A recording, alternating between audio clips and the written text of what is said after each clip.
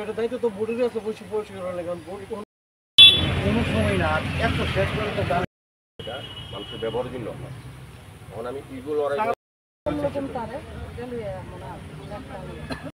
মসজিদ কোনো দিয়েছে, কিন্তু আমরা কোনো 20-30 বছর পূর্বে এটা অবস্থান হয় না। এখন ব্যবহার করা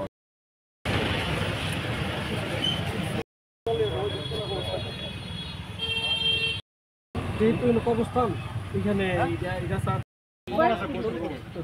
এখানে অনেক কবর জায়গা লাগবে। বাকি জায়গাটা যারা যারা এখানে কবর, যদি কারো রেকর্ড থাকে এটা আমরা ব্যবস্থা করি। তোলার 8 নম্বর ওয়ার্ড অন্তর্গত ইন্দ্রনগর কবরখোলা, এখানে আমরা পরিদর্শনে এসেছি। বিশেষ উদ্দেশ্য একটা হচ্ছে এই কবরখোলায় যে জায়গাটা আছে তার একটা অংশ আমরা মডিফাইড আইআরপি করার পরিকল্পনা গ্রহণ করেছি। তো উদ্দেশ্য হচ্ছে এই ওয়ার্ড সংলগ্ন 8 এবং 7 প্রায় 500 পরিবার এইখান থেকে যদি তৈরি করা হয় তবে জল পাবেন, পানীয় জল, বিশুদ্ধ পানীয় জল পাবেন। এখানে এমনি জলের একটা ক্রাইসিস আছে, কিছু কিছু জায়গায় জল পাওয়া যায় না নিয়মিত। সেই কারণে আমাদের সরকার এটা উদ্যোগ গ্রহণ করেছে। তো আজকে এখানে আমাদের ওভারবোর্ড যিনি চেয়ারম্যান আছেন আমাদের মহাশালী মহোদয় এবং আমাদের কর্পোরেটর তথা এমএসি মেম্বার এই ওয়ার্ডে যিনি সরকার মহোদয়ের সঙ্গে আমরা এবং আমাদের মাইনরিটি নেতৃবৃন্দরা আছেন।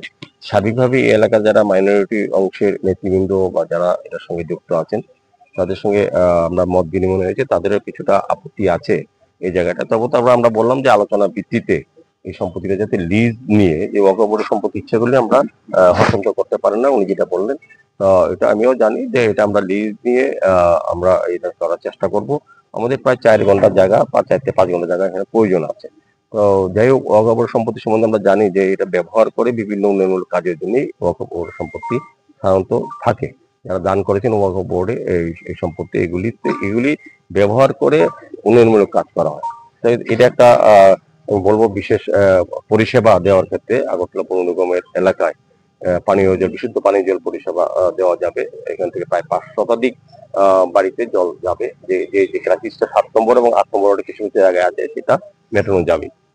আমার অনুরোধ থাকবে এই এলাকায় যারা সংখ্যালঘু নেতৃবৃন্দরা আছেন বা যারা বসবাস করেন তাদের একটা সেন্টিমেন্ট আছে, যেহেতু এটা একটা কবরস্থান, তাদের আগে পুরুষদের এখানে কবর দেওয়া হয়েছিল, কাজে তাদের একটা সেন্টিমেন্ট থাকে, এটা দেওয়া যাবে কিনা তারা বলেছেন আলোচনা করবেন। তো আমার বিশ্বাস এবং আশা উন্নয়নমূলক কাজে এই জায়গাটা, এই ওয়াকফ বোর্ডের জায়গাটা আমরা ব্যবহার করতে পারবো।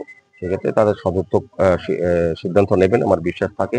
কারণ সব ক্ষেত্রেই আমাদের রাজ্যে যে উন্নয়ন চলছে সেক্ষেত্রে মানুষের কিন্তু একটা অংশগ্রহণ, সংখ্যালঘু নেতৃবৃন্দ ভাই বোনেরাও এই এলাকার সার্বিক পানীয় জলের সমস্যা নিরসনের জন্য তারা এগিয়ে আসবেন, এটা আমার বিশ্বাস। জায়গাটা অবস্থাটা কেমন আছে আর কতটুকু জায়গা নেওয়া হবে? এখানে প্রায় 2 কানি জায়গা আছে। এখান থেকে প্রায় 5 থেকে 6 ঘন্টা জায়গা আমাদের প্রয়োজন কাজটা করতে। একটা সাইডে আমরা করবো।